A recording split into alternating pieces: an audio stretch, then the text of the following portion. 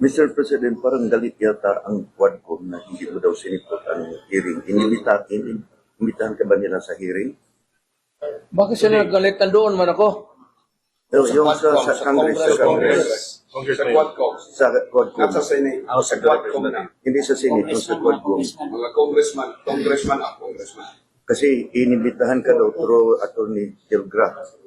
Galit sila. Galit sila kasi hindi ka daw sumipot. Hindi ka daw sumipot. Sinong galit sa akin? Yung nagsabi si Abante, saka yung si Dan Fernandez at saka si Sipain ko sila, sabihin mo. Tangina. Pera nila. Wala na akong pera eh. At pamasahe ako doon. I am living on my retirement pay. I never, kayo taga Davao kayo, lakin tayo, kababata tayo dito. Wala akong extra money na sa bangko na lahat sweldo ko yan, pati yung retirement ko. Sila pa ang galit ngayon. Buang. At sinabi pang ipakuntim ka daw. Sige daw. Si Paduano nagsabi, kaniha lang. Sino? Paduano. Yung Congressman Paduano. Congressman Paduano. Kasi, Sino yung unggoy na yan? hindi ko kung tagasaan yan. Kasi yung aktor na diyan, si Dan Fernandez, Abante at saka Paduano. person. And yun, nag-contempt sa lahat. You don't scare me a bit. Galing na ako pagka-presidente, huwag nila akong ganunin. Galing na ako sa Congress. Na mayor ako, na congressman ako, na presidente na ako. Do not give me that shit. Diyan mo sa kanila. Totoo bang may impartiality na kita mo ngayon, Mayor? Wala man siguro, but alam mo, actually, wala, in fairness to the idiots, wala akong notice na pupunta ako ngayon. Sabihin mo nga sa hindot na yan. Pero si Attorney Delgra Mayor nagbigay ng parang reply sa summon or sa nagbigay. So what was his reply? Kasi nalagay sa according to Attorney Delgra na yung ginawa mo sa Senado, pwede nilang kukunin kung gusto nila. Ano man sinabi ko? What is there to say or more to what I have said? Na sinabi ko naman lahat. Ano po ba ang gusto ng mga gago? May balita, Mayor, na ang ICC prosecutor sa dito. ICC? Yes. Ang kilala kong ICC is Immaculate Conception College. Utang sabihin mo sa ICC, I'm addressing to the ICC. Pumunta kayo dito at bibitayin ko dyan sa Akasya. Lo nila. Ibang issue. Pwede daw magbigay ang Senate ng transcript ng statement. Yes, statement sa sa Senate hearing. They will do that. Well, it's up to them. I mean, are you posing a question or are you informing me? Yeah. They're informing you that they are Giving all the giving all the, they will give the transcript now to ICC. It's a possibility. Well, go ahead. Be my guest. Mr. President, Yes. if in case the Quadcom, Hindi na ako presidente. Rudy Duterte. Mayor Rodrigo Duterte, Oh, in case the Quadcom will invite you, bigyan kanila ng pamasahe, are you still willing to be there to attend the Quadcom? Hindi ka takot? May maganda bang member dyan sa Quadcom? Mayor, alam mo ba na merong isang drug lord na tumaya sa Pilipinas, hindi mo napatay? Bumalik ngayon, tapos nag-file naman ng certificate of candidacy, tatakbo naman ng mayor. Yan si Mabilog sa Iloilo. Nasa listahan mo yan na drug lord eh. Kaya sumibat sa Amerika. Tama. Ngayon nagbalik. Si Mabilog. Nag-file na naman certificate of candidacy, tatakbo ng mayor sa pati si Kerwin Espinosa. Mga drug lords na ngayon. Yes. Yung mga drug lords sa panahon mo. Sige, kasi may panahon man na walang drug lords. Ngayon, panahon na ng drug lords.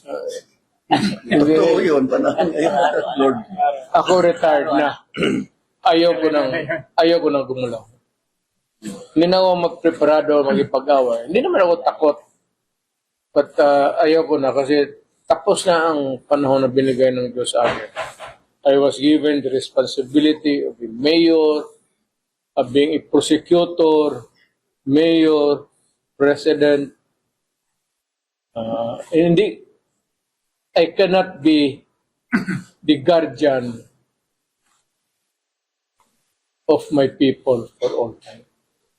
Pero bakit meron pang gustong bumalik ka? Ayaw ko na. Ayaw ko na rin pumatay. Kasi Pati yung mga vlogger, daming mga vlogger ngayon, gusto, Duterte, may ibalik. wala Kasi na ang kamay ko, Talaga siya may nagtigas na oh. Ayaw niya, pero ang mga tao gusto siyang ibalik. Ayaw ko na. yung mga tao Hindi ko na. gusto. Yung mga vlogger ngayon. Sabi nga ako na I would again refer you to the Bible. There is always a time for everything. I am to be born. There is a time to be mayor, and a time to kill, and a time to be peaceful, and a time to be at peace with the world. Huwag na nila akong gawin, just don't fuck with me. Kasi kung kalkalin pa ako nila sa ginagawa ko na trabaho ko, at putang ina, talagang babarilin kita, pero sabihin mo na, hindi ko na trabaho eh. Huwag mo lang akong takot-takutin niya, paing kita.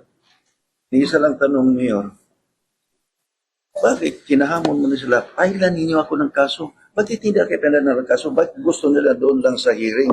Hanggang dyan lang. Eh, Hinamon mo naman na pailan nyo na ako ng kaso. Bakit hindi ka pinala ng kaso? Inamin naman ang pinatay mo yan. ayaw ko si mabugok na yan. Mayor, if in case you'll be invited by Trump administration to be one of the consultants for drugs, will you accept that? Ayaw ko na rin. Kasi matanda na ako. Maging hambugiro na kasi ako. Marami naman diyang ex-drug lord. Yan. Okay. Anyway, final question ko ngayon. The issues against you in both the Senate and in the House is always focus on extrajudicial killing and Davao Death Squad. This started during the time when Laila De Lima was still chairman of the Commission on Human Rights in 2009 to be exact. How come, despite the fact that about 20 years had elapsed, hanggang ngayon, wala silang ebidensya na pinakita sa korte o sa publiko. In the allegation that dito sa Davao, halimbawa, there were 2,000 extrajudicial killing victims which was buried in the Laod Quarry. How come up to this time, they have not produced a single piece of evidence? Naging CSR, naging DOJ Secretary, naging Senador. Hindi ko man, I'm not challenging Senator De Lima to come up with something. Magyayabang na rin ako. Maybe because being a lawyer, mahirap talaga mag-build ng kaso. Parang bahay yan eh. Start a poste, gawin. Tapos you get to the wall and then to the roof. Mahirap talaga lalalo na kagaya ko na mayor. Wala man akong naalaala na pinatay ko na banhaw. Na nag-resurrect. Hindi biro. Hindi.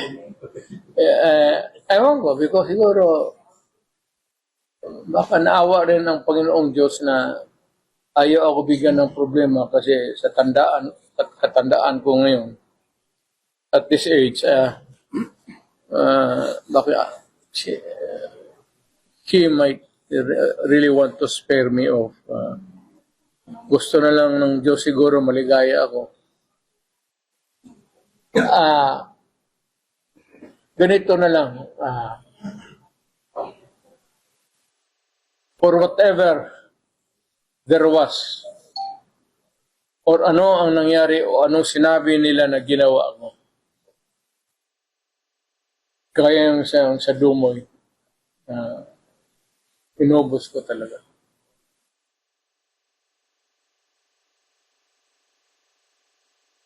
I did it because I had to do it for my country.